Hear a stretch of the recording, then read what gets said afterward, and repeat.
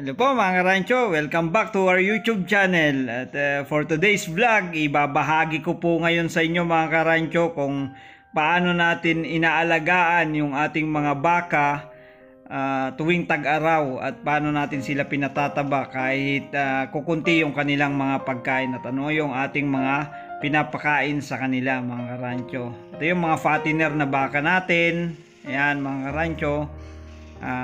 Pinatataba natin yan para pagdating ng ilang buwan ay maaari na natin silang ibenta.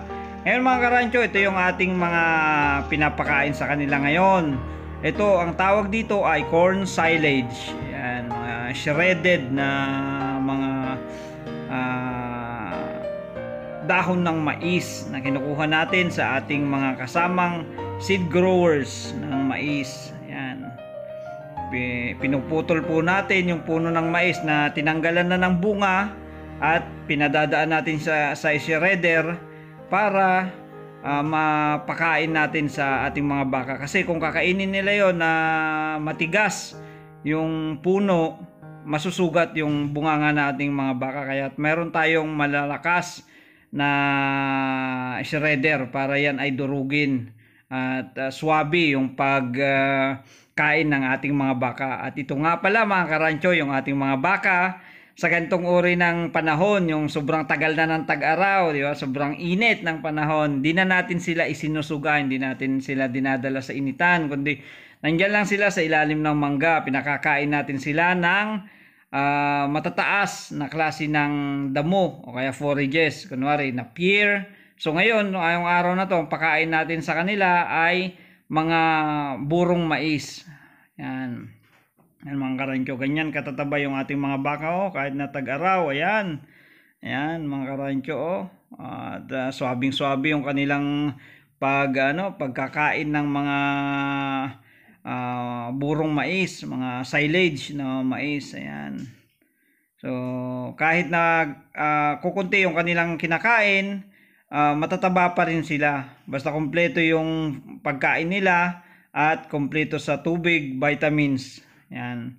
At syempre wag niyong kakalimutan mga karancho na maglagay ng mineral block yan na didilaan ng ating mga baka para yan ay pampagana sa kanilang pagkain. At ito nga pala mga karancho, yung super shredder natin. Ayan, talagang durog na durog yan. Yung pagka pinadaan yung mga matitigas na puno ng mais na kinukuha natin, kasi hindi naman yan yung talagang pang silage na mais, kundi yan yung pinag-anihan na. Talagang dudurugin yan ng shredder natin. Ayan, laki yung kanyang makina. Ayan makita nyo, talagang pinong-pino para hindi mahirapan ng umuya yung ating mga baka. Gagawin na lang nila, kakainin na lang yan mga karancho. At naglalagay din tayo sa mga drum ng mga excess na mga silage para just in case na magpatuloy yung matinding init, mayroon pa rin tayong reserve na mga silage, hindi magutom yung ating mga baka. Yan mga karancho, yan ang lakas ng ating shredder. Yan. At yan yung mga baka natin. Ito nga pala yung maliit na baka na yan.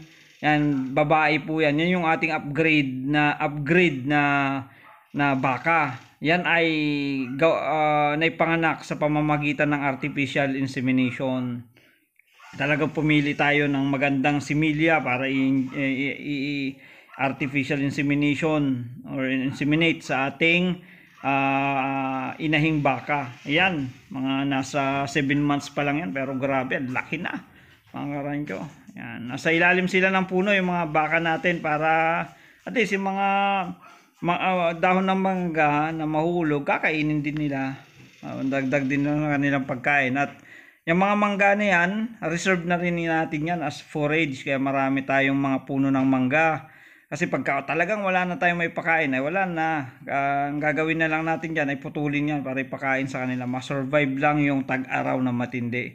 At sana, panalangin po natin mga karancho, hindi magtagal yung ganitong uri ng panahon, El Nino sa atin. Hindi na magtagal, hindi abutin ng 7 months, 8 months. Kasi talagang mahirapan po kami dito sa ganitong sitwasyon. Pero blessing, At mayroon tayong mga kaibigan na nagbibigay sa atin mga karancho ng mga pinag-anihan nila ng mais, at yun naman kinatyaga natin kinukuha, kinukolekta at iniipon dito sa lugar na to.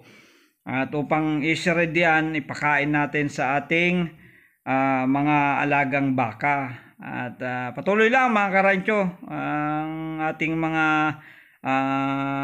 pagpapakain sa ating mga alagang baka. Hanggang sa muli, maraming salamat.